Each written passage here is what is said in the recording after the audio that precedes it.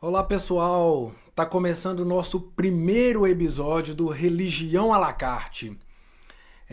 Inscrevam-se no canal, tá o link aqui embaixo do canal da Clique 7, do canal da Religião à la carte, tá aí nosso Instagram. Nós vamos tratar hoje o primeiro episódio sobre princípios e processos. Estamos aqui hoje com o nosso convidado ilustre, Fernando Marques. Tudo bom, Fernando? Tamo junto, meu irmão. Prazer estar aqui com você, Dix. Você que é um amigo, né, de longa data. Mais de 20 anos? Mais de 20 anos aí de amizade. Há muito tempo a gente não se encontrava, né? Pra mim é um prazer estar aqui batendo esse papo aí tranquilo, saudável, né? Que possa gerar conhecimento, não só pra gente, né, mas pra quem estiver assistindo depois. Sim. Antes da gente começar a tratar do assunto, conta um pouquinho para nós da sua história, para o pessoal te conhecer. Como é que foi essa transição de simples Fernando Marques para pastor, hoje cientista político, certo? Sim. Conta um pouquinho para a gente, o pessoal te conhecer. Eu falo que a gente nunca nasce querendo ser pastor, né? Eu acho que, assim, muito difícil você nascer, não é? O meu sonho é ser pastor, né? Tudo é um processo, né? Inclusive a gente vai falar disso hoje, né? Princípios e processo. Então, eu sempre, na verdade, sempre fui muito envolvido na igreja. Eu sempre fui músico, né? Desde os 9 anos de idade eu tocava bateria, aí eu aprendi a tocar violão. Sempre fui muito inserido nesse ambiente eclesiástico. Então, quando você é envolvido nesse ambiente, acaba que você tende a participar deste meio com mais frequência, né? E aí, cara, eu com 15 anos já era líder de célula. E não como... tudo é um caminho traçado, né? E aí eu lembro que onde que despertou, na verdade, essa minha vontade, né? Eu falo que ser pastor é um chamado, né? Sim. Então eu falo que quando tem um evento que a nossa igreja fazia, que é a igreja quadrangular, que chamava CONAD. O CONAD, ele era de fato um celeiro de pastor, cara. Era um lugar assim, de formação de pastores mesmo. O que era o CONAD? O CONAD era um congresso de adolescentes, entendeu? De jovens e adolescentes que a quadrangular fazia no estado. Certo. Então vinha jovem do estado todo, entendeu? Reunia lá na Pousada do Rei em Sarzedo, que é um sítio.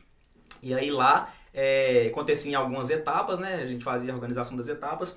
E aí a gente fazia 4 etapas, por exemplo, de 1.500 jovens. Então, assim, era uma loucura, cara. E a pastora Rosilé, que hoje é a minha pastora, ela era a presidente de jovens no estado. E ela que organizava juntamente com a equipe. Só a equipe tinha umas 100 pessoas. Então, assim, era muito legal. Acabou, assim, o canal de hoje não existe mais, mas deixou assim, um legado de mais de 18 anos aí na estado de Minas Gerais. Eu acho que muita gente quando ouve falar sobre o CONAD, sente essa nostalgia, né? E, inclusive, existem vários pastores que hoje são pastores que foram formados no CONAD e eu fui um desses pastores, né? Tem um momento lá que a pastora fazia que ela perguntava quem que... Dizia, né, que ia queimar no coração quem quisesse ser pastor e tivesse um ministério de pastor e tal. E eu lembro que eu levantei a mão, nem sei por que eu levantei a mão e tal, e aí recebi oração naquele dia. E a partir daquele dia eu entrei para a equipe pastoral, né, como auxiliar, né, já fui pastor titular, inclusive, pela quadrangular. E falando sobre política, né, eu tô até hoje como pastor, e política, cara, eu sempre gostei muito. Eu sempre tive essa curiosidade, né? Até quando você é jovem, você é muito curioso, né? Então tudo é uma curiosidade. Quando eu tive vontade mesmo de entrar para política, no caso dos bastidores, né? Deixar muito claro aqui que eu não quero ser político, né? Não quero ser vereador, essas coisas não gosto. Eu gosto muito dos bastidores, sabe? Eu gosto de estar por dentro, de me inteirar, eu sempre gostei disso. E aí, cara, na época que houve o impeachment da Dilma, em 2014, que eu falei, cara, eu vou começar a estudar isso mais profundo, né? Que foi quando, um pouco tempo depois, se eu não me engano, 2018, eu acho que foi um ano antes da eleição do Bolsonaro, foi 2017, né? Eu comecei a faculdade de Ciência Política, né? Aí eu me formei, hoje eu sou bacharel em Ciência Política, trabalho na Câmara Municipal. E tamo aí, cara, pastor, cientista político, né, esse negócio aí. Política tem tudo a ver com Bíblia, né, as pessoas gostam de separar, mas a Bíblia, ela não é um livro de politicagem, mas ela é um livro político, né. Eu acho que ela está englobada em todos os processos, cara, de cada ambiente da vida nossa. Perfeito. Mas muito engraçado que a gente tava um pouco separando os nossos caminhos das nossas vidas. e você virou pastor, e eu olhando nas redes sociais pensei assim, pronto. Agora pronto. Fernando ficou doido, virou pastor. Mas, cara, é muita responsabilidade o pastorado. Tem que ter muito temor. Não é fácil. É um psicólogo com Bíblia debaixo do braço. Mas quando eu vi que você também virou cientista político, eu pensei, pronto. Agora endoidou de vez. Agora endoidou de vez. Com o Brasil ótimo do jeito que tá aí agora, Tinha né? tanta coisa pra fazer, né? Mas enfim, vamos começar lá no nossa temática. Perfeito. Nosso podcast, assim como eu gosto de falar que é sobre princípios e processos, eu creio que o princípio é o que estabelece sempre no princípio. Vamos colocar um exemplo da nossa amizade. Disso eu gosto, disso eu não gosto. E a gente vai estabelecendo ali os nossos princípios e criando uma amizade a longo prazo. Perfeito. Eu creio que assim a Bíblia tem os princípios para você seguir, os princípios que muita gente não gosta de seguir, e os processos vão acontecendo em cima disso. Entre a promessa declarada na vida de cada um e o cumprimento da promessa, que são declarados por Deus, depende do cumprimento do nosso processo em cada princípio. Diante disso, Fernando, um dos primeiros princípios que aparece na Bíblia foi o princípio da oferta levada para Deus, de Caim e Abel, no qual Deus não aceitou a oferta de Caim, mas sim a de Abel.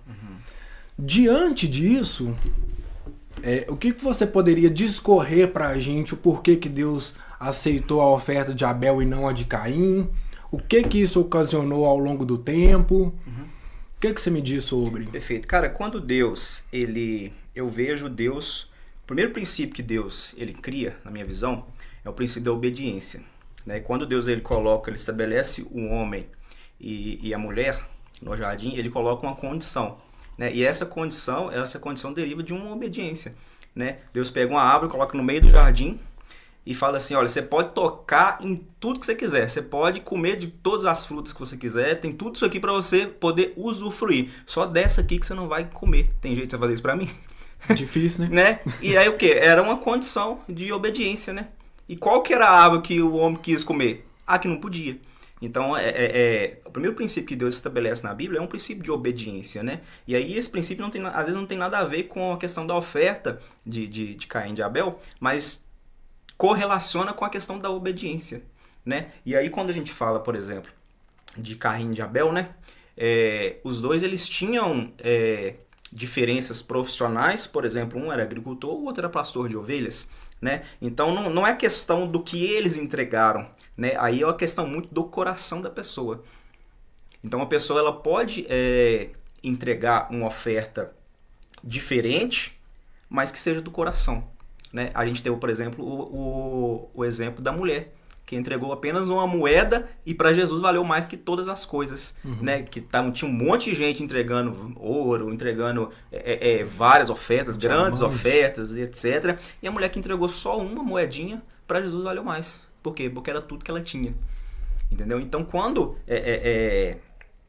Abel ele entrega a primícia, né? Ele entrega o melhor, né? Caim já entrega a sobra, né? O resto, né? Não foi o melhor dele, né? Talvez na agricultura o melhor seria a melhor verdura, né? O melhor legume, etc. e tal, algo nesse sentido, né? Sim. Mas ele entregou algo que não era o melhor dele, né? E quando você não entrega algo que é o seu melhor para Deus, né? Eu entendo que Deus ele tem que ser a nossa prioridade, né? Eu falo muito que se Deus ele não é o primeiro lugar da nossa lista, ele não é nenhum outro, entendeu? Ele precisa ocupar a primeira posição, né? E essa foi a diferença de Abel e de Caim, né? Enquanto Abel entrega o melhor, Caim entregou o que não fazia diferença na vida dele, não foi um sacrifício. Até sobre esse princípio, eu queria levantar uma primeira hipótese. O que aconteceu ali? Foram criados Adão e Eva, e Caim e Abel foram os primeiros filhos. Da onde que surgiu a ideia em Caim de matar Abel? não tinha esse negócio de matar um ao outro. Será que ele viu um animal matando um ao outro e teve esse princípio de a cadeia de assassinatos aí, porque a gente foi criando isso aí? Ou será que ele saiu da cabeça dele? E ele faz isso e faz muito sentido, né? Porque se você pega, por exemplo, a estrutura dos animais, isso é normal, né? Num ambiente animalístico, né? No ambiente dos animais, isso é normal, né? Um animal matando o outro para sobreviver, é questão de sobrevivência, né? E eu acredito que quando Caim ele resolve matar Abel, é porque ele não aguentou, por exemplo, ficar em segundo lugar. Ele não aguentou ser rejeitado, entendeu? E quando Abel não tinha exatamente nada a ver com isso, entendeu? Abel só entregou o melhor, né? E esse, às vezes, é muito um problema da geração de hoje, entendeu? Que é não aceitar que o outro foi melhor, entendeu? Realmente. Então, assim, quando eu vejo que você foi melhor do que eu, em tudo que você fizer, e a gente tá falando de todas as áreas, né? Quando eu vejo que você foi melhor que eu não procuro saber o que você fez para ser melhor. Eu quero te derrubar. Eu quero ser melhor que você, não por meu mérito, mas te derrubando, passando por cima de você, né? Então você percebe que desde a criação, né, da humanidade, esse é um princípio que recorre até os dias de hoje. Sempre tem aquele ditado, né? Você pode estar bem na sua vida, desde que você não esteja melhor que eu. Não é? Infelizmente, cara. E o que acontece em cima disso aí? Foram feitos vários processos em cima disso aí, de oferta, de dízimo.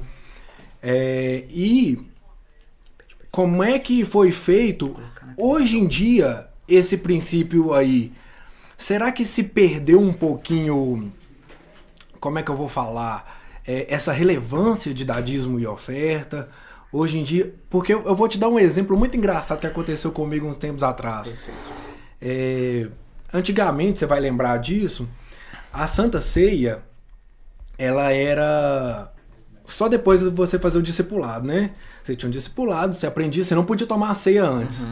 Quando eu fui tomar minha ceia, eu levantei a taça tremendo. Já assim. foi no temor já, e agora? Meu Deus, eu tô compartilhando o sangue de Cristo.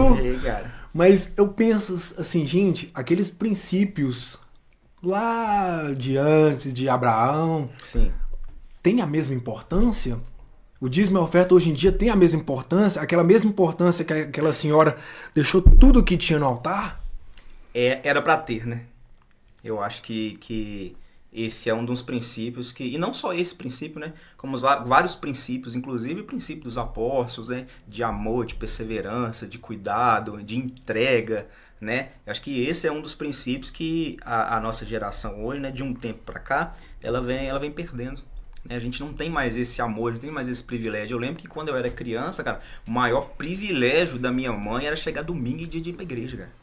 Era assim, era absurdo, entendeu? Era algo como se fosse sagrado, né? Hoje, a gente tem uma certa parte das pessoas que ainda tratam isso não como religiosidade, mas como um princípio, entendeu? Mas grande parte trata como algo banal, entendeu? Eu posso servir a Deus do jeito que eu quero, né? Eu não tenho que servir a Deus do jeito que a Bíblia fala, né? Eu posso servir a Deus desse jeito, eu posso assistir o culto online, e nenhum problema com o culto online, mas é alguns princípios, né, alguns detalhes que você vai percebendo que a geração vai deixando para trás. Parece que hoje em dia o pessoal vive uma religião à la carte, né?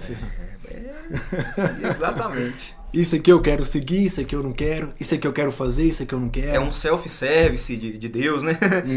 Eu pego o que eu quero de Deus e o que Deus, que eu não vou querer, né? Que não faz me deixa satisfeito, meu paladar, aí eu tiro, entendeu? Eu descarto, né? É um self-service, literalmente. É complicado. Você até falando aí me lembrou. Tá tomando um café aqui? Vai ficar à vontade, um cafezinho, um lanche. Pessoal, vocês podem ficarem à vontade para estar comentando, fazendo perguntas. Nós temos um pastor aqui altamente qualificado para respondê-los. Então, podem ficar à vontade. Se inscrevam no canal da Clique 7. Se inscrevam no canal Religião à la carte. E vamos seguindo aí. Fernando, seguindo esse assunto, nós temos um princípio muito interessante que é o da semeadura e da colheita. Perfeito. tudo que a gente planta, a gente colhe. Mas lá em Tiago 3, 8 ao 11, fala que a língua é maldita. Certo? Você tá até com a Bíblia aberta aí, você poderia ler pra gente do 3 ao 8? Tiago. Como é que é essa Bíblia aqui, ó? Essa Bíblia no iPad aqui, ó. Como que mexe nesse Tiago 3, aqui, 8. Tiago. Vou abrir aqui agora.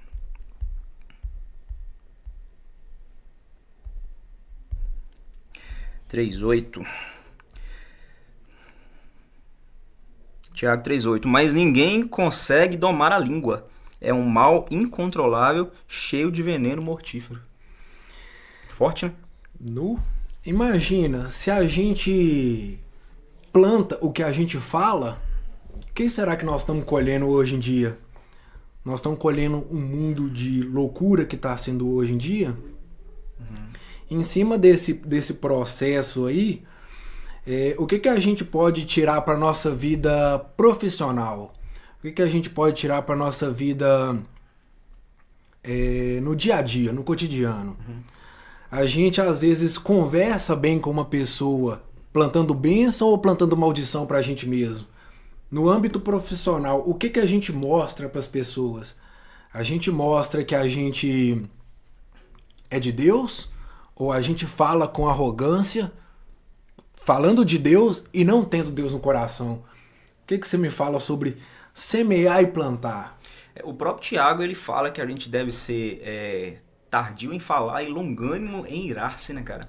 Então, assim, o poder que a nossa língua tem, né? Eu quero dar um exemplo de algo que eu acredito, né? A gente, no nosso meio cristão, eu acredito que a maior autoridade que a gente tem aqui na Terra são os nossos pais, né? Primeiro é Deus, né? E abaixo dessa autoridade de Deus são os nossos pais, né? E hoje a gente vê pais que literalmente eles amaldiçoam os filhos.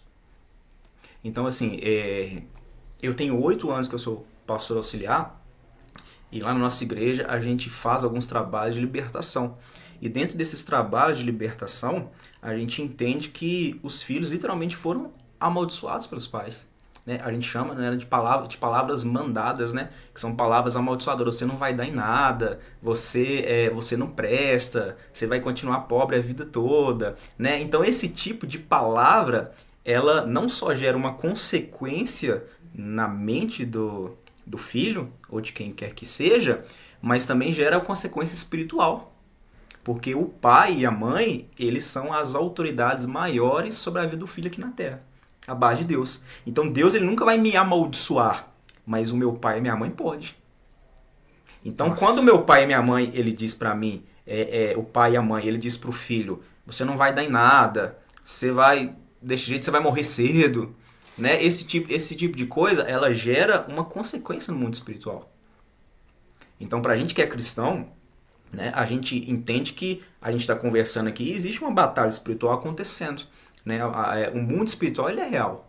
Sim. Né? Então tudo aquilo que eu falo, o diabo, ele ouve. Né? O diabo, ele não é onisciente igual a Deus, então ele não consegue saber o que eu estou pensando. Mas se eu declarar, aí ele ouve. Né? Então, assim, é muito complicado essa questão de palavras mandadas, porque a gente teve vários jovens lá na igreja que estavam completamente endemoniados, com uma vida completamente atrasada. Jovens que eu falo 15, 16 anos, 17 anos, com a vida completamente atrasada, totalmente quebrado emocionalmente, espiritualmente, indo mal nos estudos, etc., profissionalmente, por causa, e aí você começa a destrinchar, né, como você falou, o pastor, ele é também um psicólogo, você começa a destrinchar e tentar entender, e você percebe o ambiente que aquele jovem tem em casa. Né, de palavras que amaldiçoam, não tem uma palavra de bênção, não tem uma palavra que encoraja, né, que é um papel de um pai e de uma mãe, né, de um responsável. Então, quando o Tiago está falando que a gente tem que ser tardio em falar, é porque ele sabe o poder que a língua tem. Né? Deus, ele criou todas as coisas pelo poder da palavra.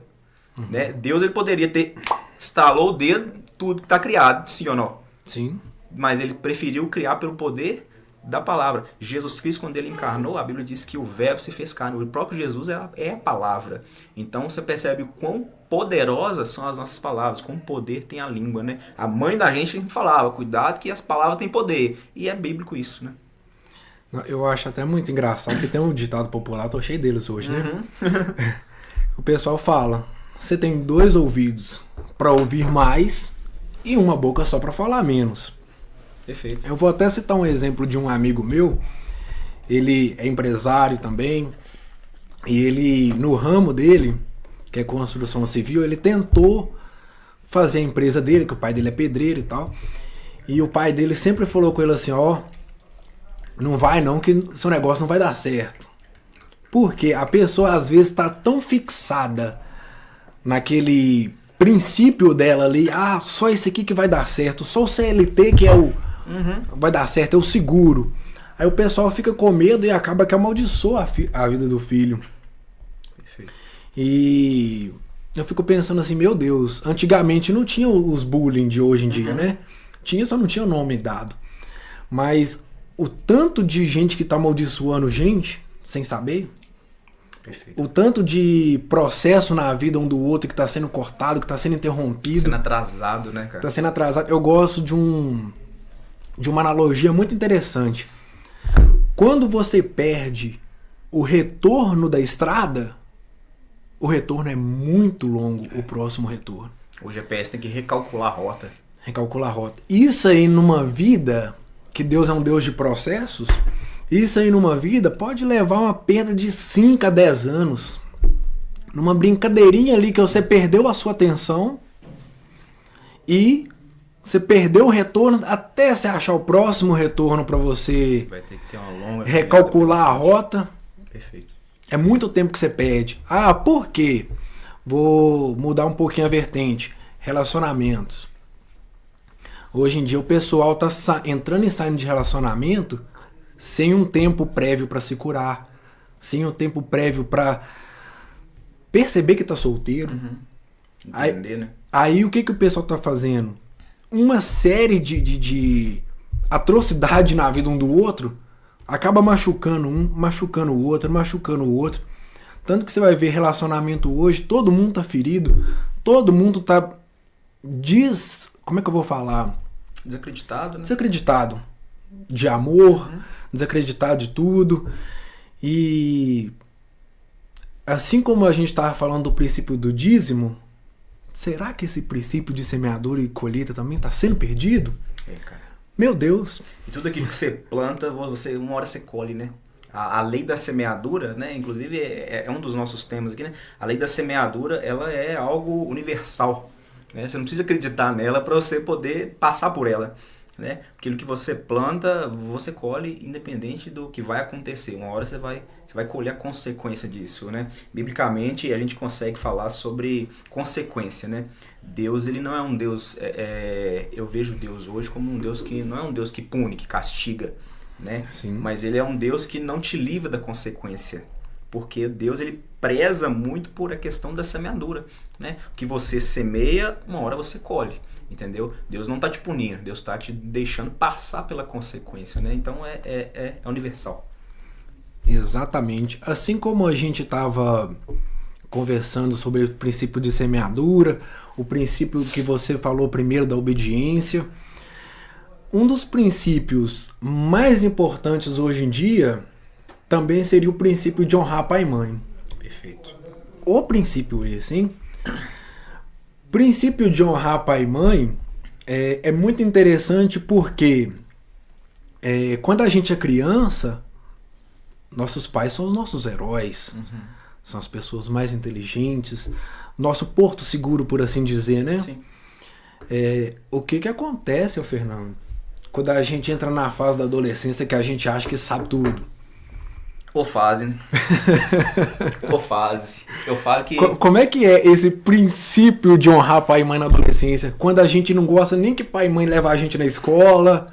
Ou fase, já passei. Ou fase. Né? Eu falo que nada é melhor para um adolescente do que ele ficar adulto logo.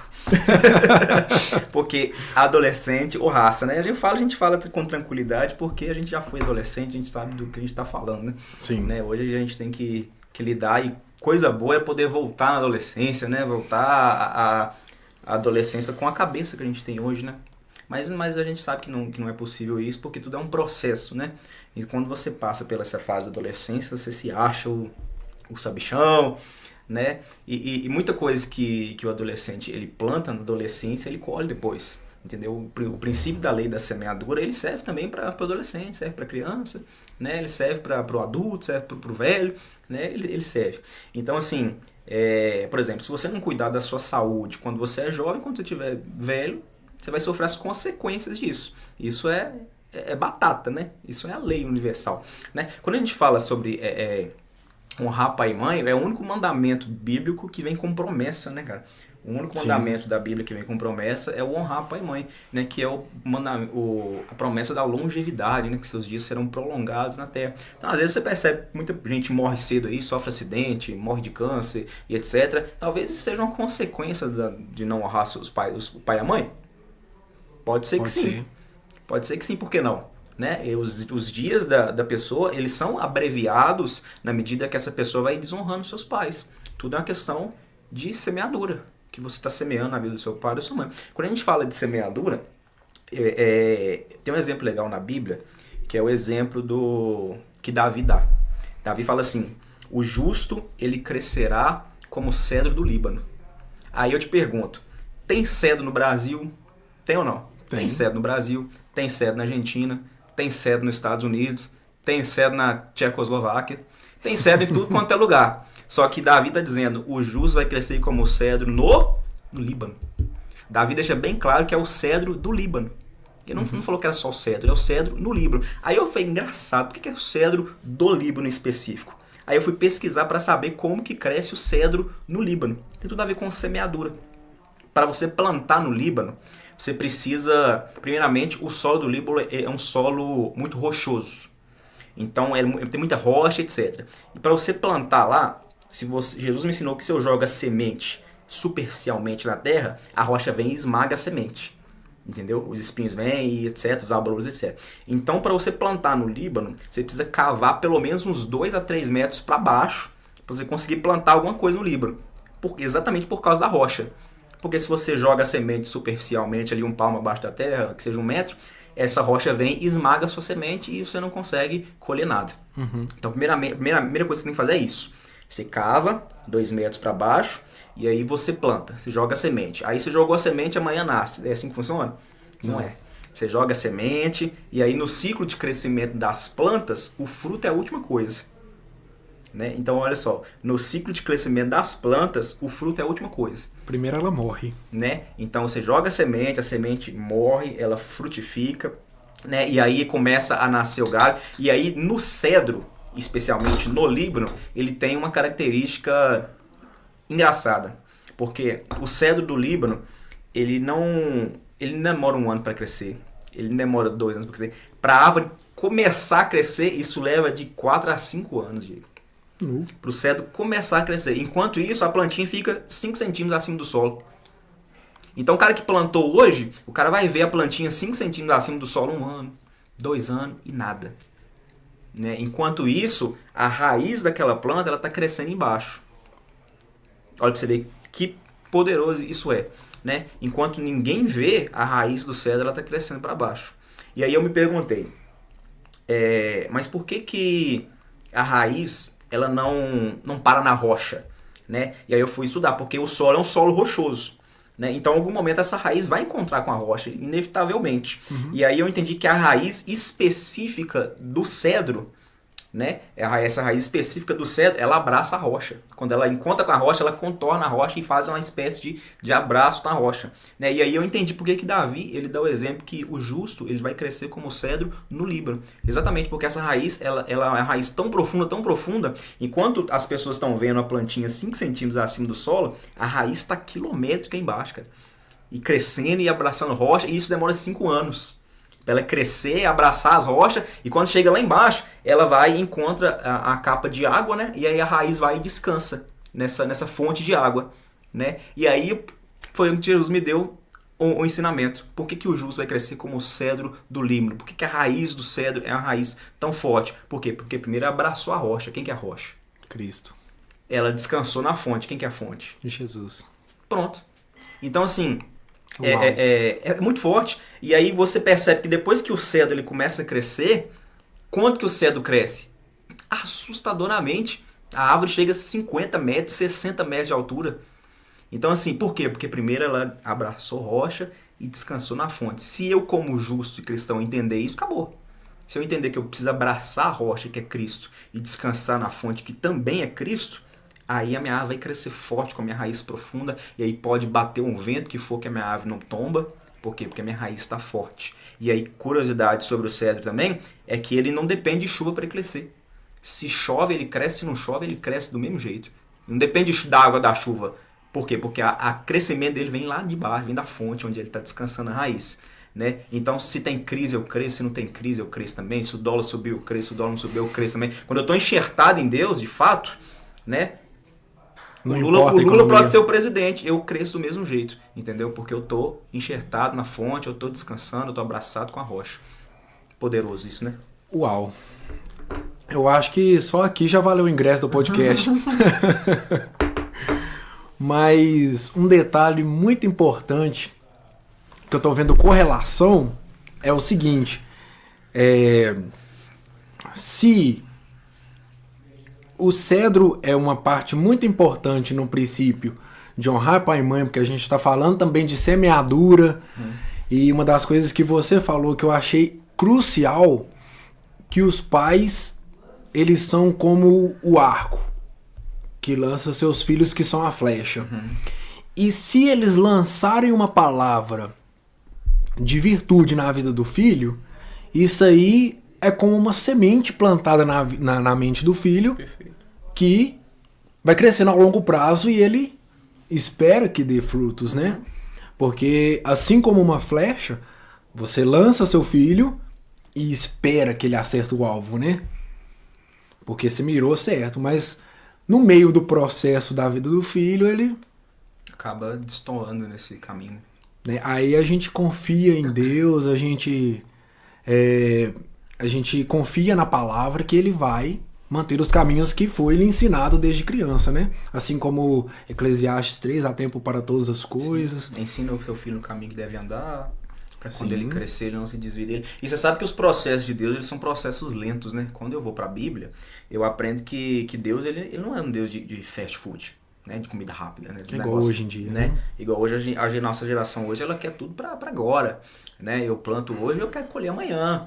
Se eu não colher amanhã, igual o cara que plantou o cedro, o cara vai colher daqui 5 anos lá no Líbano, entendeu? Então, assim, o cara que plantou milho, com 6 meses o cara tá colhendo, né? Aí imagina o cara que plantou milho, olha pro cara do cedro e fala assim, esse negócio aí não vai vingar não, hein, velho? Né? Por quê? Porque o cara plantou e a plantinha não cresce, entendeu? E aí, só que quando cresce, o cara consegue colher os frutos, né? O cara vê a árvore gigantesca.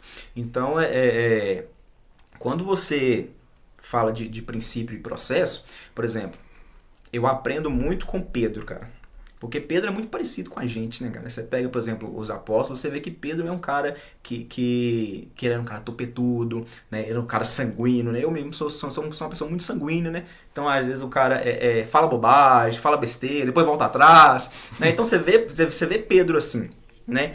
E ainda falando sobre semeadura, não querendo cortar o raciocínio, mas ainda falando sobre semeadura, Jesus ele nos deu uma lição muito importante quando ele fala, por exemplo, do joio e do trigo. Sim. Né? Que também é um princípio de semeadura. Jesus virou para Pedro, né? No meio da ceia, cara, e aí você falou de ceia, eu lembrei, porque a ceia era para ser uma festa, né? A ceia era para ser um momento ali de descontração, de comunhão, né? Entre Jesus e os discípulos, só que Jesus, ele quebra o clima, né? Inclusive na ceia a Bíblia diz que Jesus cantou até um hino, né? Então assim, você vê quão prazeroso era aquele ambiente. Por exemplo, de vez em quando a gente tem alguns cultos de Santa Ceia que você quer cair no chão chorando, né? De tão extasiado que você tá, porque foi muito bênção, etc, a presença de Deus. Agora imagina você tá sentado na mesa em que Jesus tá cantando um hino. Nó. Entendeu? Então Jesus cantou um hino, cara, e todo mundo tá assim, extasiado. Aqueles discípulos, eles tiveram uma oportunidade, assim, imensurável. Eles tiveram um privilégio, assim, absurdo. De aprender com o mestre, de né? estar do lado, cara, sentado igual eu tô com você aqui, tá ouvindo, e algum, por exemplo, João tinha o privilégio de encostar a cabeça no ombro de Jesus, né? E aqui a Bíblia diz que na ceia Jesus cantou um hino, cara. Imagina você ouvir Jesus cantando um hino. Então, assim, é incrível, né? E aí, o mesmo texto diz que do nada eles levantaram forte discussão. Qual que era a discussão? Para saber quem que seria o líder depois de Jesus. Olha só a mentalidade dos caras. Então, assim, você está num ambiente de ceia, você está num ambiente de comunhão, Jesus cantou um hino, Jesus era o pregador. Então, assim, ele era aquele que era celebrado, mas ele também era quem ia celebrar. Então, você percebe que eles estão num ambiente ali de presença mesmo de Jesus, né? Sentindo algo e tal, algo sobrenatural. E aí, do nada, os caras começam a discutir para ver quem que vai ser o líder depois de Jesus. Porque Jesus já havia dito que ele iria morrer. Ali todo mundo já sabia que Jesus ia morrer. E aí os caras, em vez de aproveitar o momento, os caras querem saber quem vai sentar na cadeira. Já tá querendo a herança antes do pai morrer. Percebe? Você percebe o quão perigoso é isso? Né? E aí é onde Jesus vira para Pedro e fala assim: Pedro, Satanás te pediu para peneirar como trigo. Né? E aí a gente lê isso aí, às vezes a gente não entende, né? Porque é como se o diabo quisesse provar Pedro. E o diabo provar a gente, ele tem que pedir permissão para Jesus. Você lembra de Jó? Né? O diabo, ele vem e tem que pedir permissão. Ó, tira isso dele. Então deixa eu tocar nisso. Então deixa eu tocar na vida dele. Então deixa eu tirar as finanças dele, etc. Ele tem que pedir permissão. E aí quando o diabo pede permissão para Jesus, para tocar em Pedro, para poder provar Pedro, né? Jesus vira para Pedro e fala assim: olha, o diabo pediu você para poder te peneirar como trigo, passar você na peneira mesmo, literalmente, deixa eu te colocar à prova. E eu não deixei. Eu te pedi ao Pai, eu roguei a vocês, isso é Bíblia, Mateus 13, se eu não me... Eu vou pegar o texto certinho e vou te falar. E aí ele fala assim: eu roguei ao Pai para que isso não aconteça agora. E aí quando você se converter, Pedro não era convertido. Andou 3 anos do lado de Jesus. Você percebe que Pedro ainda não é convertido? Quando você se converter, aí você vai fortalecer os seus irmãos. Então, exatamente, Pedro está 3 anos e meio do lado de Jesus e ainda não é convertido. E aí fala assim: aí quando você se converter, aí eu deixo. É exatamente isso. E aí, quando você pega, e aí eu vou entrar, contextualizei para poder entrar no joio e trigo. Né? Quando Jesus ele ensina a parábola do joio e do trigo, ele fala: o semeador saiu para plantar, e etc. E aí ele semeou a boa semente. Qual que é a boa semente? O trigo. Isso todo mundo sabe. Semeou a boa semente. Quando eles voltaram, quando eles voltaram no outro dia de manhã, eles viram que o trigo estava crescendo, só que junto com o trigo estava crescendo o quê? O joio. O joio é o quê? A semente ruim. Ele fala que o ladrão, ele foi à noite, né? O malfeitor, né? A gente pode falar de diabo. Ele foi à noite e semeou o joio no meio do trigo. E aí, no outro dia, quando eles foram lá para ver como é que estava, eles viram que a semente do joio estava crescendo, o trigo estava crescendo, só que o joio estava crescendo junto. Aí os semeadores voltam pro dono da lavoura e falam assim: olha, você viu lá que o joio está crescendo junto? O ladrão foi lá e semeou o joio no meio do nosso trigo e o joio está crescendo junto. Deixa que a gente vai lá e arranque o joio que está crescendo junto com o trigo. Aí o dono da lavoura, que a gente pode chamar de Jesus, ele fala assim: não vai arrancar nada não. Deixa crescer junto. Por quê? Porque quando crescer, o trigo ele vai estar evidenciado como trigo e o joio também. Aí você consegue separar. E aí, onde que está a revelação do negócio? Quando o trigo ele está crescendo junto com o joio, em processo de crescimento do trigo e do joio, eles são exatamente iguais. É por isso que a gente não pode desfazer de ninguém na igreja. Porque tem gente que, literalmente, ela é um joio em fase de crescimento. E o joio em fase de crescimento, ele é exatamente igual ao trigo. E se você for lá e tentar arrancar, você corre o risco de arrancar o trigo junto. Então você corre o risco de perder muita gente boa, dentro da igreja principalmente, porque você tentou separar o joio do trigo. Você acaba matando o refém. Na fase de crescimento. Então tem gente que ela não é um joio evidenciado no final, né? Ela é só o trigo novo.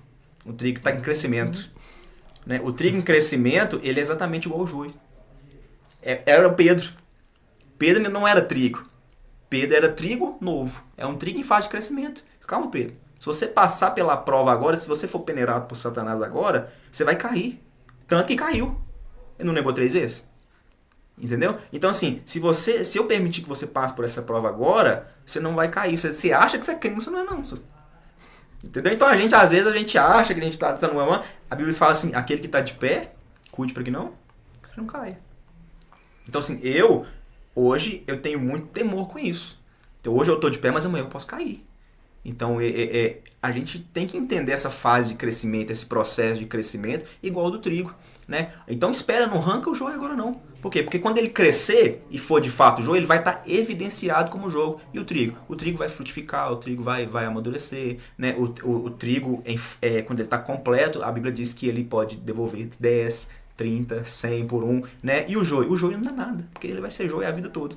Então você não precisa arrancar, né? A gente tem que tomar muito cuidado com aquilo que a gente faz, com aquilo que a gente semeia, porque no final a gente colhe, né? Isso aí é universal mesmo, igual a gente falou. Tá tudo correlacionado, né? Tudo correlacionado.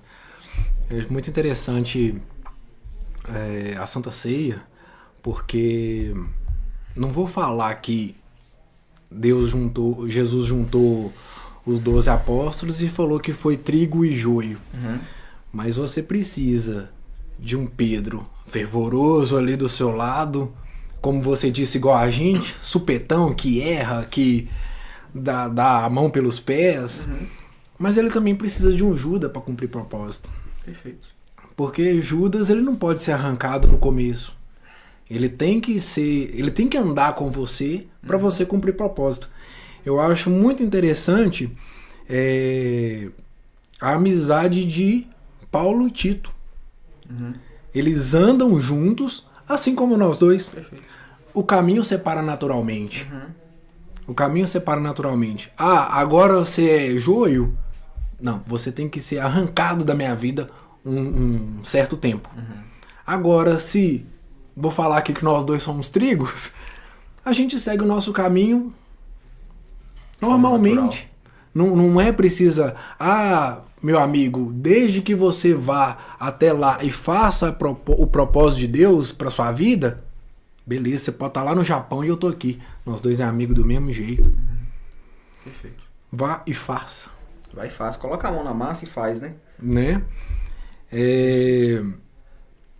Outro princípio muito interessante, que a gente até falou bastante sobre, eu já até citei aqui, que é o Paulo e Timóteo. Eu gosto muito disso aí, que é Paulo e Timóteo, Paulo e Tito, né? As cartas pastorais. Sim, é um discipulado, né? Quando você pega Paulo e Timóteo, você vê que era de fato um discipulado, né?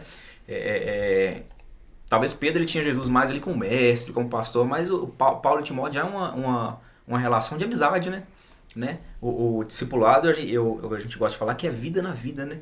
Você com um discípulo um pouco maior, né, com um pouco mais de experiência, aprendendo com aquilo que já passou. Então, quando a gente fala, por exemplo, da adolescência, né, Paulo falava isso, né? Quando eu era menino, eu fazia coisas de menino, mas agora eu sou velho, agora eu sou adulto, né? E aí eu preciso amadurecer, eu preciso crescer. Né? E a gente hoje, em uma nova fase, a gente estudou junto há 20 anos atrás, então hoje é uma nova fase, uma nova etapa, cada um pro seu lado, né? Com família e etc. Por exemplo, você já casado, eu vou casar daqui 2 meses, inclusive estou aceitando presentes e o pessoal, eu vou deixar o Pix aqui embaixo, eu deixo o Pix aqui, faz o Pix, né? Vamos casar. O dízimo e oferta é um princípio muito grande. Por gentileza, né? Faça uma oferta na minha vida aí, quem puder, vou deixar o Pix aqui, tô precisando muito. Brincadeiras à parte, né? Vou casar agora em agosto, então assim, a gente tá em fases diferentes, né, na vida, se separamos em um determinado momento, porque isso faz parte do processo. Né? A gente não vai ser um adolescente a vida toda, a gente não vai ser aqueles meninos vacaiados que era na escola, lá no Cine Andrade, a vida toda. Né? Você precisa passar por esse processo e amadurecer, né? Tudo é processo. Eu vou até te fazer uma pergunta aqui que me surgiu. Pedro foi o primeiro apóstolo que Jesus chamou. Eu fui até pesquisar o porquê que ele foi o primeiro, que eu pensei assim, Pedro é... Simão, né? Sim. Simão é especial demais. Ele era um cara muito influente na época, conhecia todo mundo. Perfeito. Então Jesus já era um cara marqueteiro. Era um cara gostava da publicidade. Da publicidade. Inclusive, isso é comprovado, Jesus gostava da publicidade, quando ele diz assim, vai e não conte pra ninguém. Ele usava a fofoca a favor dele. Né? E aí ele falou, vai, não conta pra ninguém, o cara vai lá e conta. Porque o cara quer fazer o que não pode, né? Entendeu? Então às vezes eu sabia que o cara ia contar. Né? Sim. Ele ia falar, vai lá e conta pra todo mundo. O cara, não vou contar nada, não sei. Mas então, não conta pra ninguém não, o cara vai lá e conta pra todo mundo. O que eu acho muito legal, ele chamou Pedro primeiro, porque era um cara bem relacionado na época. Chamou todos os 12 e ensinou os melhores princípios e os processos. Perfeito. Ensinou o melhor de tudo que tinha. Fernando, depois de 3 anos, o cara vai lá, morre, ressuscita no 3º dia e deixa o Consolador. Dali em diante, o que esses caras arrumou com os princípios e os processos? Será que Jesus vier aqui hoje, ele iria nessas igrejas com esses princípios e os processos que nós estamos falando que é doutrina? E aí? Pergunta polêmica. Abraço, Vinícius Raposo, comentou aqui no chat aqui. Vinícius Raposo é um amigo nosso aí. Inclusive o Vinícius Raposo, ele foi o candidato mais jovem e mais bem votado de Sete Lagoas. O Vinícius Raposo teve mais de 1.900 votos aqui em Sete Lagoas. É cristão, é um amigo nosso aí, tá aqui acompanhando a gente. Abraço, Vinícius. Deus abençoe. Cara, quando Jesus vai embora, eu acho que Jesus ele deixa ali no coração dos discípulos um buraco. Tipo assim, pô, e agora? Porque antes os caras antes os caras eles participavam do milagre, né? E Jesus ele gosta que a gente participe do milagre. Jesus pode fazer tudo sozinho. Jesus poderia ter feito tudo sozinho, mas Jesus ele sempre incentivou os discípulos a participarem. Né? Jesus ele tinha os seus momentos sozinhos, que ele saía para orar, e alguns momentos desses momentos ele levava os seus. Ele tinha grupos, né? Quando você pega, por exemplo, biblicamente falando, você tem uma multidão, por exemplo, de 120, e aí dentro dessa multidão você tem os 70 que Jesus enviou, dentro dos 70 você tem 12, que foram os 12 apóstolos, dentro dos 12 você tem 3, que é Pedro, Tiago e João, que eram os amigos de Jesus, né? Que era onde Jesus ia e os outros não podiam ir. Né? Por exemplo, no Monte da Transfiguração, eu imagino Jesus chegando na beira do monte falando assim, olha, vocês esperam aqui, ó. 9 esperam aqui, eu vou subir só com os 3. Então assim, você tinha 3 que viam coisas que os outros não viam. E Pedro era um desses 3. Pedro, Tiago e João, eles viram coisas que os outros não poderiam ver. Quando Jesus, por exemplo, ele vai ressuscitar a menina, né, que eles falaram que Jesus falou que ela não está morta, mas ela dorme, e Jesus chegou lá e as pessoas começaram a rir e a zombar, Jesus mandou todo mundo sair. E quem ficou? Os 3. Então assim, e os 3, Pedro, Tiago e João, eles viram coisas que os outros demais não viram. Eles viram coisas sobrenaturais. E aí, por exemplo, no Monte da Transfiguração, eles veem Jesus sendo glorificado ali, né, flutuando ali, e aí aparece Moisés e Elias, os caras começam a conversar ali. Então você imagina a cena, é a mesma coisa da ceia. E o Pedro tava lá. E o Pedro foi quem interrompeu. Ó, pra você ver o infeliz do Pedro, avacaiando. Sempre avacaiando. Então assim, os caras na ceia, eles começaram a levantar a discussão e Pedro provavelmente foi quem começou essa discussão. Porque Jesus chamou a atenção de quem? Do Pedro. Então quem começou a discussão foi quem? Foi Pedro. Quem vai ser o líder? Jesus vai embora e tal. E aí lá no Monte da Transfiguração você tem uma cena sobrenatural, onde os 3 estão tendo o privilégio de serem agraciados por essa cena, que é Jesus glorificado ali e tal, e conversando com Moisés e Elias. A Bíblia fala que eles têm um diálogo ali, né? E os discípulos ali que estão acampados, que estão tendo esse privilégio. E aí Pedro vai interromper para fazer uma pergunta. Podia fazer uma tenda aqui para colocar Moisés? Jesus devia olhar para ele e falar, cala a boca, Pedro. Se eu sou o Tiago ou o João, eu falo assim, meu filho, cala a boca. Né? Você quer falar agora que Jesus e Moisés e Elias conversando, você quer falar o quê? Então assim, é sempre o Pedro. Né? Inclusive o próprio Jesus, quando ele diz, né, que o Pedro ele negaria, né, 3 vezes, ali já é o Pedro, ele fala assim, olha, antes do cante uma vez, você vai me negar 3. Né? Então assim, é algo que eu acredito que assusta Pedro, que choca Pedro. Ele no coração dele fala assim, nunca vou fazer isso. Inclusive ele fala, eu nunca vou fazer isso. Né? E aí quando acontece, né, que ele fala, que as pessoas chegam para ele e falam assim, você é um deles, por quê? Porque você se parece com ele, você tem as mesmas roupas dele, você fala igual ele. Então Pedro ele estava o quê? No processo. Porque ele já estava, olha pra você ver, ele já estava se vestindo igual a Jesus. Né? Naquela época os judeus eles se vestiam igual mesmo, ok. Mas ele já falava igual a Jesus. Porque uma das pessoas que acusam ele fala assim, você fala como ele. Então esse é o meu objetivo como cristão. É andar como ele andava, é falar como ele andava, é ter essas atitudes que Jesus teria. Né? E quando você fala, pô, Jesus entraria numa igreja hoje, Entendeu? E aí eu tenho que... Tem uma camisa que eu vi uma vez, que ela tem as siglas, se eu não me engano, é OQFJ. Que é, por exemplo, o que faria Jesus? E aí tá escrito assim, no seu lugar, o que faria Jesus? Né? Então, assim, é algo que é a se pensar mediante qualquer decisão. Qualquer decisão que eu for tomar, eu tenho que pensar, no meu lugar, o que Jesus faria? E será que as pessoas, elas pensam isso hoje? Será que os pastores envolvidos em escândalos hoje, em várias lavagens de dinheiro e etc., várias coisas assim, abomináveis, né? A gente pode falar isso. Será que eles pensaram isso? Será que Jesus faria isso? Até uma coisa interessante, não é só lavagem de dinheiro, é uma lavagem emocional. Perfeito. Que eles fazem na pessoa para manter a pessoa aqui. Eles te falam assim, isso aqui é proibido, isso aqui não é. Isso aqui você pode fazer, isso aqui não é. Pra mim, a Bíblia não te proíbe de nada. Sim. Tudo me é lícito. Só que nem tudo te convém. O que você pode fazer? Tudo. Naquele que me fortalece. Eu posso fazer o que eu quiser em Deus, que já te restringe de muita coisa. Perfeito. Mas você pode fazer o que você quiser. Eu penso assim, Deus criou tudo. Então tudo é meu. Porque muitas igrejas falam assim, você não pode ir lá no mundo, você não pode ir lá no conversar com fulano de tal, você não pode sentar na roda de escarnecedor. Gente, onde é que Jesus sentava? Com bêbado, prostituta, com drogado, com demoniado. Sim. Ele quer os seus. Você tem que entrar nesse tipo de lugar e você tem que ser a diferença nesses lugares, né? Eu falo que o evangelho, ele é muito mais sobre não fazer algumas coisas do que sobre fazer. Aí quando você pega a Bíblia, por exemplo, principalmente o Evangelho, tem muito mais sobre não faça isso do que sobre fazer. Então, quando eu entendo que é muito mais sobre o que eu tenho a perder com Cristo do que ganhar, né? O próprio Jesus fala que aquele que quiser ganhar a sua vida vai perdê-la. E aquele que perdê-la em favor de mim vai achá-la. Né? Uau. Então, assim, quando a gente fala, e fala assim, aquele que quiser vir após mim, negue-se a si mesmo, toma a sua cruz e me siga. Entendeu? Foi o que ele fez com Pedro. Né? Você está disposto a deixar aquilo que você gosta, entendeu? Por amor a mim? Você está disposto a me colocar em primeiro lugar? Né? E aí quando Jesus ele fala, por exemplo, vós sois o sal da terra e a luz do mundo, ele está falando de evidências. Evidência de quê? De cristão, de seguidor. Né? Por exemplo, você já comeu uma comida sem sal? Já.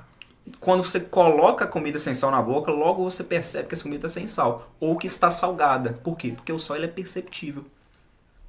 Algo que não tem sal ou algo que está salgado é perceptível ao seu paladar. À medida que você coloca isso na sua boca, você percebe que está sem sal ou que está salgado. Porque o sal ele é perceptível. Se você apagar a luz aqui, a gente pediu o Rony para apagar as luzes aqui agora, você vai perceber que apagou a luz. Por quê? Você pode estar de olho fechado, mas você percebe que alguém apagou a luz. Por quê? Porque a luz é perceptível. Diante dessa colocação, eu vou te fazer outra pergunta. Você me falou que o sal ele é perceptível pelo paladar. A luz ela é perceptível pela visão. Então, o que acontece? Você vê uma pessoa hoje em dia, você prova das palavras que essa pessoa fala. Dá para perceber que ela é de Cristo? Perfeito, ou não? perfeito, claro. Aí é o que a gente fala de evidências, né? Quando Jesus está falando, vocês são, ou vocês devem ser, né, o sal da terra e a luz do mundo, ele está falando, olha, a sua vida tem que ser um testemunho. Paulo falou assim, vós sois cartas vivas. Você é a carta que o mundo vai ler, cara. Às vezes você é a Bíblia que o mundo vai ler, que as pessoas lá fora nunca vão ler. Você é essa Bíblia. Então, as pessoas que olham para mim, elas precisam me ver como um cristão. Né? E um cristão ele tem que ter evidência de cristão. Isso era para ser óbvio. Entendeu? Então, assim, se alguém... O que eu entendo hoje? E eu falo muito com os jovens lá da igreja. Eu falei, olha, se as pessoas olham para você de vez em quando e falam assim, você é crente? Não tem alguma coisa errada. Você vai na igreja? já aconteceu isso comigo, cara. Quando eu era mais novo, tava no processo. Aconteceu isso comigo. Você vai na igreja? Por quê? Porque não tinha evidência de crente. Não tinha evidência de cristão. Você não fala como Cristo. Você não se porta como Cristo. Absolutamente. O meu testemunho de vida, a minha vida, não evidenciava o que eu falava. Você percebe quão forte é isso? Se eu não evidenciar com as minhas atitudes aquilo que eu falo, Não valeu de nada. Vós sois o quê? O sal da terra, aquilo que as pessoas vão provar, né? E aquilo que as pessoas vão ver, a luz do mundo, né? Se isso não tem princípio de cristão, eu não posso dizer que eu sou cristão. Porque se eu falo que eu sou cristão e eu não carrego princípio de cristão, aí eu tô queimando o filme, bem. É melhor você falar que você é de outra religião, mas não Fala avacalha, que você não é nada. não avacalha o cristianismo, não. Tá, e aí o que a gente percebe hoje é muita gente que literalmente tá queimando o filme do cristianismo. E eu falo isso sem nenhum medo de errar, porque quando você abre a internet, cara, você vê cada absurdo. Talvez você não é o cara tão das redes sociais, mas você consegue ter acesso a isso. Cara, você abre o Instagram, velho, você vê cada absurdo na igreja, dentro da igreja, você fala, meu Deus, onde é que a gente vai parar? Porque assim, se uma pessoa que ela se diz cristão, ela chega ao ponto de fazer o que alguns pastores estão fazendo, o que alguns líderes estão fazendo, falando e praticando, etc. Aonde que está o temor dessas pessoas? Aonde que eles perderam a Bíblia deles? É uma colocação, né, uma questão que a gente precisa, às vezes, avaliar. Né? Quando Jesus ele fala de sal e luz, ele está falando de evidência. A minha vida precisa ser uma evidência. Por quê? Porque o sal ele é perceptível. A luz ela é perceptível. As pessoas têm que perceber Jesus em mim. Né? Quando Jesus fala, por exemplo, da lei da semeadura, etc., fala sobre as parábolas, né? Quando você pega, por exemplo, o ciclo de crescimento das plantas, eu falei isso aqui. O fruto é a última coisa. E o que é o fruto? Né? O fruto é quando as pessoas provarem da minha vida, elas sintam o gosto de Jesus. Então, se a pessoa está provando a minha vida, aí não é o que eu falo. É o que eu vivo. Se a pessoa ela prova da minha vida e ela não sente o gosto de Jesus, tem algo errado com quem? Comigo. Assim como os filhos não obedecem aos pais. Ele vê o que os pais estão fazendo. Perfeito. E fazem a mesma coisa, reproduzem. Assim como Paulo fala, né? Sejam meus imitadores assim como eu fui de Cristo. Uhum. Será que nós estamos imitando pelo menos Paulo? Nós estamos... E Paulo ele tinha tanta propriedade para falar disso que ele se coloca em lugar assim, pode me imitar, né? Ele se coloca tipo assim, ele tem tanta certeza, né? E inclusive ele fala, olha, se o viver é Cristo, eu sei que minha vida é viver Cristo, né? Então para mim morrer é lucro.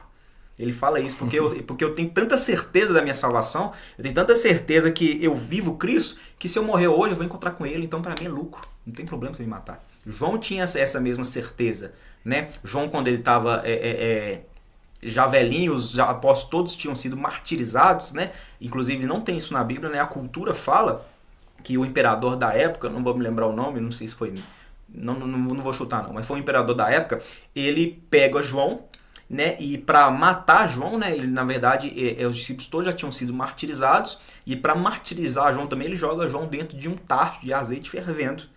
Né? Então, e João tranquilamente, tipo assim, olha, eu tô pronto pra morrer, cara. Primeiro que eu já tô velho. João já passava dos 90 anos naquela época, né?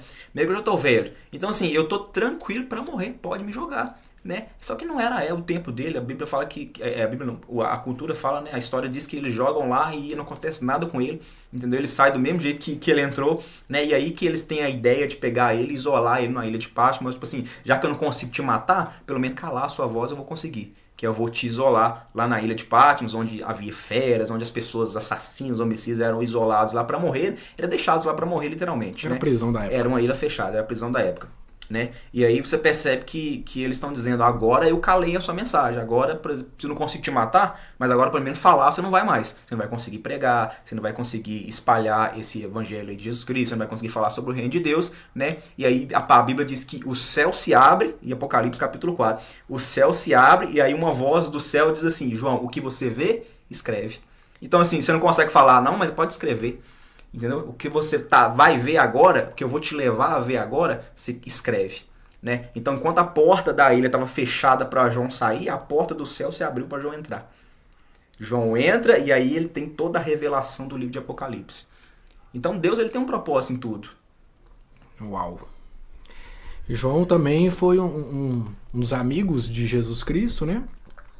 E voltando em Paulo, eu vou linkar um outro princípio aqui, que é o princípio do casamento, que Paulo fala, se vocês conseguirem não casar, que vivam para Cristo, né? Sim. Mas se vocês não conseguirem, que casem para não cair. Fernando, hoje em dia, como é que tá esse princípio de casamento? Ou eu vou falar o que tá hoje em dia, esses contratos com data de validade? Cara, a gente percebe que os casamentos já duraram mais, né? Você percebe que hoje parece que o casamento parece que ele foi feito literalmente para acabar.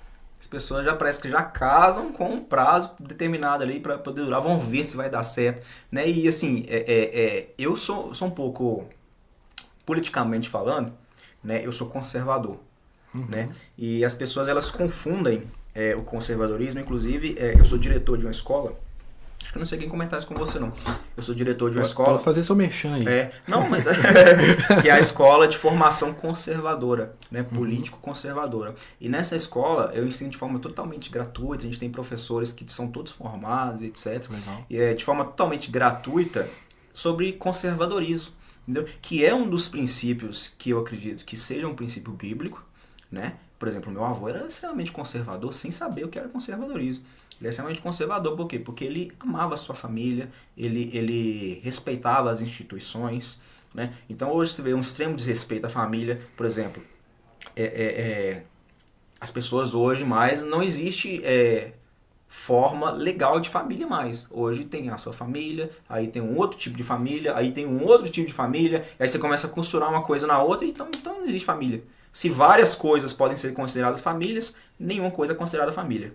Hoje é isso. Hoje a família não é mais aquela estabelecida por Deus com Adão e Eva. O homem e mulher. O homem, a mulher e os filhos, né? Hoje a família pode ser homem e filhos, pode ser mulher e filhos, pode ser homem que se acha macaco e os filhos, homem que se acha criança. E assim, você tá dando risada, mas é literalmente o que acontece. Hoje tá assim. Você quer ver um exemplo? Tem um cara, não vou me lembrar o nome, mas é um americano, dos Estados Unidos. Ele tem 56 anos de idade. Ele, com 56 anos de idade, do nada, ele resolveu que ele é uma criança de 6 anos de idade. Eu vi esse vídeo. Você viu esse vídeo? Eu vi esse vídeo. Uma lourinha? Isso. Lourinha. E aí, assim... Eu vi esse vídeo. Ele resolveu que ele é uma criança de 6 anos de idade. E aí, olha quão perigoso é isso, porque a gente olha e a gente acha cômico, engraçado e etc. Mas isso é perigoso, porque hoje não é mais o que você é o que você se acha, é como você se sente. Entendeu? Então, assim, se eu hoje me levanto e me sinto uma garrafa de café, eu sou uma garrafa de café. E é de você, quem é você para falar que eu não sou uma garrafa de café? Né? Se você falar que eu não sou garrafa de café, eu vou chamar você de garrafa fóbico. Entendeu? Né? Entendeu? Então, assim, eu sou o que eu acho que eu sou. Não é o que a Bíblia diz que eu sou, não é o que a biologia diz que eu sou, não é o que a ciência diz que eu sou, é o que eu me acho. E esse cara, ele resolveu que ele é uma criança de 6 anos. E aí ele se veste como criança, ele tem brinquedo de criança no trabalho, no estudo, ele fica em casa como uma criança de 6 anos de idade. Aí é onde está o perigo. Eu te pergunto, se esse cara que se acha uma criança, e aí eu não posso dizer que ele é um homem mais de 56 anos de idade, porque ele se acha que ele é uma criança e menina ainda. Não é homem não, é menina. Ele se acha uma menina de 6 anos de idade.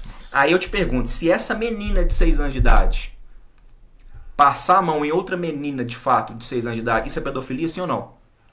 É óbvio. Sim. Era pra ser óbvio. Só que aí eu abro uma linha, não, mas ele se acha uma criança de 6 anos, então ele é uma criança de 6 anos. Você tem que me respeitar como eu acho que eu sou. Então você percebe o quão perigoso é isso? Nossa. Por exemplo, aqui em Sete Lagoas, existem lugares que não tem banheiro masculino e feminino mais. O banheiro é unissex. Aí imagina, por exemplo, você vai ser pai. E aí a sua menina dá lá e entra um marmanjo de 2 metros de altura, arranca um negócio pra fora na frente da sua menina. Você percebe o quão deturpada a geração tá? Demais. E isso é tudo quando eu vim quando a gente veio com a proposta da escola conservadora, foi para falar sobre princípios conservadores, sobre a história do conservadorismo, sobre homens e mulheres que resgataram, na verdade, esse princípio dos seus antepassados, que não tem nada a ver com retrocesso, com voltar à Idade Média, porque as pessoas acham que conservadorismo é você voltar a usar armadura, etc. Não tem nada a ver com isso. É você conservar aquilo que é bom, que deu certo. Por exemplo, a instituição família, ela é uma instituição comprovadamente que deu certo. Primeiro que ela é estabelecida por Deus. Sim. Segundo que quando Deus ele resolve enviar Jesus na Terra, ele enviou através de uma família. E Jesus poderia ter vindo no carro de ouro, na nuvem, no piscar de olhos, já nascer com 30 anos de idade, já começar o ministério. Não, Jesus nasceu de uma família, de um homem, né, do Espírito Santo. Então, assim, teve uma criação familiar até começar o ministério. Então, Jesus, quando Deus ele envia Jesus na Terra, ele envia através de uma família. Então, você percebe que é um princípio, é uma instituição que Deus estabeleceu e que deu certo. Né? Se a gente está aqui hoje, foi através de uma família. E isso é biologia. Às vezes não é nem Bíblia, não. É biologia. É um homem e uma mulher. Isso é independente do que eu acho, do que eu penso, do que eu sinto. Né? Só Sim. existe vida através de um homem e de uma mulher. Não Biologicamente falando, não existe outro jeito. Então é a instituição que deu certo. Então quando a gente fala sobre conservadorismo, o conservador ele olha para o passado como um conselheiro. Né? É a mesma coisa de eu ouvir o meu avô falar sobre vida, sobre conselho, sobre experiência. Né? Então assim, talvez algumas coisas que ele fala não se aplicam na nossa modernidade, mas muitas coisas que ele fala eu posso trazer, né, e conservar isso. Então, quando a gente fala de conservadorismo, ele literalmente é conservar. Conservar aquilo que deu certo e talvez reformar de uma forma com prudência, com responsabilidade, aquilo que precisa ser restaurado. Né? Não é uma revolução, igual as pessoas gostam de fazer o progressismo, o comunismo, o socialismo. Eles tratam de revolução. É destruir tudo para poder criar algo novo. Conservadorismo não. Conservadorismo fala, olha, isso aqui é bom, então eu posso conservar. Isso aqui não é bom, então dá para reformar, dá para mudar de forma gradativa, de forma processual, de forma prudente, com responsabilidade. Sim, não é só quebrar o processo, né? Porque tem muita gente hoje em dia que quebra o processo. Não respeita os princípios, que eu gosto muito de falar de homem e mulher. Eu gosto de voltar lá no Jardim do Éden. Uhum. Que Deus tinha a visitação com Adão e Eva. Perfeito. E ele, depois que Eva comeu o fruto e levou para Adão, não foi Deus que parou de vir para a visitação. Uhum. Foi nós que nos escondemos da face dele. Nós que faltamos no encontro. Então o que acontece? Todos os princípios que nós conversamos aqui, sobre dízimos, sobre casamento agora, sobre amizade, semeadura, será que nós estamos quebrando todos os princípios, não? Porque hoje é tudo muito à la carte. Uhum. Hoje é tudo muito... se não der certo eu desisto. Se não der certo eu... Superficial, né? É muito superficial. Eu estava lendo um livro sobre economia, que o pessoal conta uma história fenomenal. Vou resumir ela aqui. Um cara, ele tem um exército e ele leva esse exército para a guerra. Só que na hora que ele chega lá na guerra, ele toma uma decisão. Queima todos os barcos. Ou a gente vence a guerra, ou a gente se rende, ou a gente morre. Voltar para trás não tem como não. Só dá pra ir pra frente. Só dá pra ir pra frente. Mas o que eu penso sobre os princípios em cima disso aqui? Será que a gente não tá indo e voltando demais, não? Eu vou na minha amizade com o Fernando até certo ponto. Se não der certo, não. Deixa ele pra lá. Ficou algo Nutella demais, né? Vamos falar assim, né? Eliseu fez isso, né? Eliseu, quando ele foi chamado, ele voltou e queimou o boi. Fez o churrasco. Então, assim, o queimar os carros, né? O destruir aquilo que ele fazia antes, não quer dizer um desprezo àquilo que você já passou. Mas sim, olha, eu não volto pra ali mais. Agora eu só dá pra frente. Né? Ou seja, vai dar certo, tem que dar certo. Assim como Pedro, né? Jesus morreu, quando Jesus ressuscitou. Pô, Pedro, você tá pescando? Voltou a fazer o que ele fazia antes. Eu não falei que era pra você ser pescador de homens? Perfeito. Assim como os casamentos hoje em dia. Não dá certo não, eu vou achar outra pessoa. Não dá certo não, vou achar outra pessoa. Se não tem homem batendo em mulher, se não tem nenhum tipo de violência, de física, psicológica, gente, é só conversa. É só fazer dar certo. Dá pra ter diálogo, né? Dá pra ter diálogo e... Você vai entrar nessa fase agora? Vou Casamento é difícil. Vou entrar. Já tô te... Obrigado. Mas, cara, vale a pena. Tenho certeza disso. Amadurecimento nosso. O homem pensa diferente na parte financeira, na parte de casa, porque a gente não cuida, não é só da gente. a gente tem a mulher, que é a nossa auxiliadora, Família, né? que a gente cuida, a gente tem que cuidar. E, cara, você pensa assim, você olha pra aquela... Eu vou falar criatura com todo respeito, viu, meu amor? Você olha pra aquela criatura assim, dormindo, você pensa, que coisa maravilhosa. Eu que cuido, eu que sustento. Eu tenho que levantar 6 horas da manhã todo dia pra cuidar Isso deve da ser, minha isso princesa, deve ser um prazer, né? da minha costela. Isso deve ser um prazer, né? Nossa, cara. E assim, eu penso que daqui a pouco a gente vai ter uma semente. Perfeito. Nossos filhos, eu penso assim, é outra motivação pra vida. O homem, ele foi criado para isso, cara. O homem, não só o homem, mas a mulher, né? Jesus disse que o homem, ele tem que amar a sua esposa como Cristo amou a igreja, né? Quando a gente fala, por exemplo, às vezes as pessoas, elas entendem a questão que a mulher deve ser submissa, e aí entende como abaixar a cabeça e escutar a ordem o tempo todo e tal, mas a questão da submissão, o que é a submissão? Ela é uma submissão, literalmente. Ela está sob uma missão. Então o homem tem uma missão. Qual é essa missão? Amar sua esposa como Cristo amou a igreja. E aí como que Cristo amou a igreja? Cristo entregou a vida pela igreja. O fardo do homem é pior que o da mulher. Você percebe isso? Então assim, a mulher deve ser submissa, estar sob a missão de um homem a partir do momento que ele a ame como Cristo amou a igreja. Então aí existe uma condição.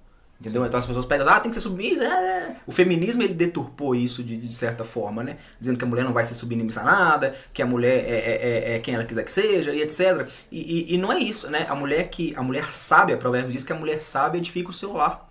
Então a mulher ela também tem uma missão, né? Então essa missão, a partir da medida que o homem ama a sua esposa como Cristo amou a igreja, né? O seu lar, ele cresce de uma forma que Deus estabeleceu para si. Porque, você falando aí, cara, pra mim vai ser um prazer sustentar minha família. Ter meus filhos, poder criar meus filhos de forma correta, com princípios bíblicos, entendeu? E aí quando você fala, por exemplo, de Adão e Eva, e a gente volta lá no começo do podcast, né? Quando a gente começou, quando Deus ele vai no local do encontro, Adão não tá lá, eles são escondidos. Sim. Então assim, Deus não faltou no encontro, Deus foi, né? Independente do que o homem fez. Porque Deus viu que o homem tinha pecado, tinha caído, tinha desobedecido. E mesmo assim, Deus foi lá. Né? E aí quando você vê o que Deus pergunta, Deus fala assim, ó, Adão, onde estás? Ó, não foi Adão que você fez. Entendeu? Não foi Adão, o que você fez? Não. Adão, aonde estás? Por quê? Porque Deus está mais preocupado com quem eu sou do que com o que eu fiz. É por isso que Deus ele prepara caminhos para que eu possa voltar para Ele o tempo todo, cara. O tempo todo. Então você que está assistindo isso aqui, você está afastado, Deus ele sempre vai preparar caminhos para você poder voltar. Isso é sem sombra de dúvida, Diego. Porque Deus fez isso com Pedro. Sim. Porque quando Pedro errou e caiu, né, e Jesus já tinha orientado lá no Getsemane, lá lembra quando eu falei que Jesus ele sempre levava 3? Lá no Getsemane estavam os 3, Pedro, Tiago e João. E Jesus falou assim, olha, fiquem aqui, vigia e ore para que não caiam em tentação, para que não entreis em tentação. Ele vai falar entreis, literalmente essa palavra. Para que vocês não entrem em tentação. E aí quando ele volta, eles estão o quê? Dormindo. Então assim, Jesus ele sempre orientou, né? Os caras que não seguiam. Né? E aí assim, a gente fala os caras, mas talvez a gente lá no lugar deles também não seguiria, né? A gente é tudo igual. Eu até penso muito nisso, que hoje, a gente já vendo a história pronta, a gente pensa assim, nossa, os caras é burro. A gente vê a vida cíclica... Se fosse você lá, ia fazer a mesma coisa. Fazer a mesma coisa.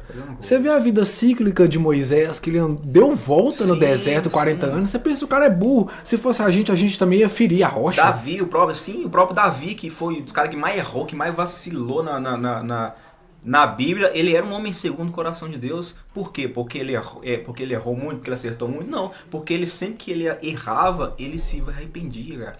Ele se voltava, ele sabia que Deus estava de braço aberto ali para recebê-lo. Né? Você pega o Salmo, quando Davi ele cai com Batseba, né? Que aí o cara tá na sacada do palácio, lá o cara é rei, vê uma mulher pelada lá do outro lado, fazendo, traz pra mim aqui. Não, mas ela é a mulher do cara. Não interessa de quem que ela é mulher, traz aqui pra mim aqui. E aí ele vai e tem relação com a mulher e tal, e aí depois ele descobre a merda que ele fez, ele resolve matar o cara pra ficar menos ruim, coloca o cara na frente da batalha, né, Urias, pro cara morrer primeiro. Então você percebe a besteira que Davi fez na vida dele, e ele era um homem segundo o coração de Deus. Quando o profeta vem, quando Natan vem para repreender Davi, ele fala assim, olha, Imagine um cara que tem várias ovelhas, né? Ele tem uma criação de ovelhas, tem muitas ovelhas, né? E o seu vizinho tem uma ovelha. Se esse cara que tem várias ovelhas ir lá e roubar essa única ovelha que esse vizinho tem, o que esse cara merece? Eu falei, Davi, esse cara merece a morte. Eu falei, porque esse cara é o C, velho. Esse cara é o C. Você poderia ter qualquer mulher que você quisesse, mas você escolheu a única que não podia. Adão, você pode comer de qualquer fruto que você quiser, mas você comeu o que não podia, velho. O ser humano é muito curioso em cima do que ele não pode. Aí o que a gente quer? A gente quer o serviço do outro, é a mulher do outro, é a carteira do outro, é a posição do outro. Eu não quero aquilo que eu conquistei, eu quero o que é do outro, velho. Né? E aí, quando Pedro cai, e aí Jesus vai lá, morre, ressuscita, etc. Jesus encontra com Maria, né? Com Maria e fala assim, olha, avise os discípulos e Pedro. Jesus, ele tinha um encontro especial com Pedro. Carinho. E não foi avisa os discípulos, não. É avisa o discípulo e para Pedro. Fala para os discípulos e para Pedro. Porque eu quero eu quero ele de volta. Uhum. Entendeu? E aí Pedro tinha voltado a pescar, velho. Tinha voltado a pescar e tinha levado todo mundo com ele ainda. Né? O cara que é influente, ele faz isso, né? Ele não basta ele ir pro buraco, ele leva todo mundo junto com ele. E aí que tá. Eu tava comentando aquela vez que a gente pode se relacionar com qualquer tipo de pessoas, desde que nós sejamos os influenciadores e não os influenciados, que era Jesus Cristo. Jesus Cristo sentava na roda com os amigos dele, sentava com bêbado, com prostituta, perfeito. Falava com o pessoal, quem tá errado que atira a primeira pedra. Eu vou sentar com quem que eu quiser e as pessoas vão se alimentar de mim. E não eu da podridão delas. Porque ele falou, né? Eu vim pros sãos, não foi pro... Eu vim pros doentes, não foi pra quem são. Né? Quem precisa de mim são quem tá doente. Quem tá são não precisa de cura. Né? Quando Jesus vai pra praia, né? Ele vai falar, avisa os discípulos e Pedro. E aí quando Jesus vai pra praia lá, no encontro que ele marcou, os discípulos estavam pescando. E aí você percebe que Jesus ele está criando um ambiente, né? Ele está criando um cenário para que Pedro se lembre quem ele é. Né? Pedro tinha caído, mas Jesus queria lembrá-lo quem ele é. Tudo que ele tinha conquistado, tudo que ele tinha passado, o processo que ele tinha. Então, por exemplo, os caras estão pescando.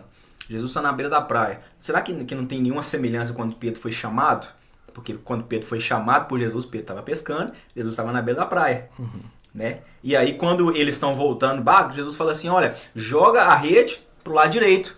Igual quando Pedro foi chamado, Jesus também falou, joga a rede pro lado direito. Então tá acontecendo a mesma coisa, Jesus tá criando um cenário para que Pedro se lembre, olha, eu te chamei, cara, não foi você que veio não, velho. Lembra daquele dia? Lembra daquele dia lá que eu te chamei, entendeu? E aí Jesus tá, imagina eles jogando a rede, mas eles não veem que é Jesus que tá pedindo. Né? E aí quando eles chegam lá, que Pedro pula na água e tal, etc, e vai e descobre que é Jesus, por quê? Porque ele lembrou do primeiro dia que Jesus chamou ele. Porque tem um homem lá na beira da praia, eu tô no barco no meio do mar, e aí tem um homem gritando, joga a rede pro lado direito. E eu falo assim, cara, eu tô lembrando desse dia.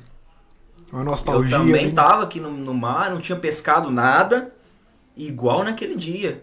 E um homem na beira do mar também mandou jogar a rede pro lado direito, cara, é ele. Né? E aí a hora que Pedro pula na água e tal, quando ele chega na beira, né? Na superfície, Jesus ele tá com a fogueira, fazendo pão. Pedro olha pra fogueira, lembra da fogueira quando ele negou Jesus. É tudo proposital, velho. Porque Pedro negou Jesus do lado de uma fogueira. Verdade. Né? A Bíblia diz que ele estava do lado de uma fogueira e aí veio uma mulher e perguntou pra ele, você é daqueles lá, do lado de uma fogueira. Então nada, a Bíblia é um livro de pequenos detalhes. Então nada disso é coincidência. Jesus está do lado de uma fogueira, né, fazendo Pedro lembrar, olha, eu sou o que te chamei, você foi o que me traiu, mas eu tô aqui de novo. Que grandiosidade, né? A Bíblia é incrível, cara. Fernando, diante desse papo enriquecido nosso, de princípios e processos, o que você acha que a gente pode levar para nossa vida? Em cima disso aí, eu vou falar uma coisa muito interessante que eu aprendi de uma pregação que eu ouvi do teólogo Ed René, que foi ele fala da unção de Lúcifer. A unção de Lúcifer é quando você viveu ao lado de Deus e você não está na presença dele mais. Que foi assim como você citou agora de Pedro, que não estava fazendo o que Jesus ensinou. E assim como você citou também, que Jesus sempre faz um caminho para a gente estar voltando. Sim. Então, que mensagem você deixa para o pessoal aí sobre princípios e processos? Sobre como a gente pode voltar à verdadeira essência? Cara, Jesus, ele literalmente, ele não olha o que você fez. Né? Foi assim com Adão, foi assim com Pedro, foi assim com Davi, foi assim com muita gente na Bíblia. Né? Ele quer literalmente que você mude. Né? Que você mude suas atitudes, que você, com o tempo, você aprenda que tudo é um processo, de fato. Né? Jesus, Deus, né? Ele é um Deus de processos lentos. É isso que a gente precisa entender. Quando eu entendo que as coisas não são da noite para o dia, por exemplo, quando você pega Davi, você vê que Davi ele foi ungido para ser rei quando ele tinha 13 anos. Sim. Só que ele só sentou na cadeira de rei com 30. Então, 17 anos foi o quê? Davi sendo preparado para ser rei. E quase sendo morto pelo Saul. E aí a história, entendeu? Então, assim, o processo para você chegar onde Deus quer que você chegue, ele é um processo lento, entendeu? Aí você pega, por exemplo, José. José demorou 13 anos de quando ele foi jogado até ele ser governador, e foi 13 anos de processo, né? Josué levou um tempo também. Então, assim, o próprio Jesus é exemplo. Sim. Jesus, ele começou o ministério dele quando ele tinha 30 anos.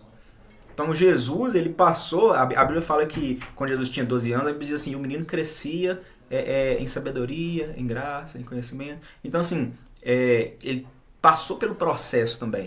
Ele não chegou pronto.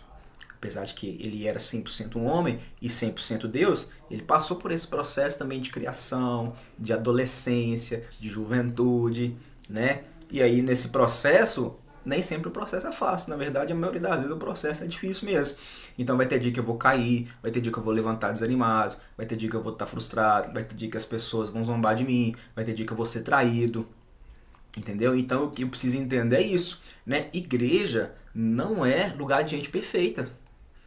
Quando eu entendo que igreja é hospital, é lugar de gente doente mesmo, né? Que está num processo, que está querendo ser transformado, que está ali. Claro que não todos, né? É o que a gente falou, sempre onde tem trigo, costuma ter joio também, né? Mas a maioria são pessoas que estão doentes e que querem uma transformação, que estão ali para servir a Deus de coração, que às vezes é o único momento ali da semana delas que elas ficam em paz, esquecem os problemas, etc. Quando eu entendo isso e que principalmente as pessoas são falhas, que as pessoas podem errar comigo, que as pessoas podem me decepcionar, que as pessoas podem às vezes zombar de mim, etc. Nesse sentido, né, aí eu vivo uma vida com menos expectativa de frustração. E aí eu coloco os meus olhos mais em Jesus e tiro os olhos mais das pessoas. Entendeu? Quando eu colocar os olhos nas pessoas, eu coloco os olhos nas pessoas para ajudar. Sim. Entendeu? Porque quando a gente fala de trigo e joio, né? E inclusive eu falei sobre isso na igreja, e aí eu brinquei com os irmãos da igreja, falou assim, inclusive eu tô falando sobre trigo e joio aqui, e você tá aí fazendo a sua listinha de joio, ó, fulano é joio, ciclano é joio, beltrano é joio, né? E provavelmente é isso que acontece. Só que talvez aquilo que eu acho que é joio é um trigo que está na fase de crescimento. Essa pessoa precisa amadurecer, essa pessoa precisa crescer espiritualmente, etc. E aí eu posso ser o quê? Eu posso ser um canal na vida dessa pessoa. Sim. Eu posso ser um instrumento na vida dessa pessoa. Jesus me chamou para ser um instrumento, para ser um canal de bênção. Entendeu? Então, assim, aí respondendo a sua pergunta, né? Jesus, ele sempre vai estar de braços abertos, cara.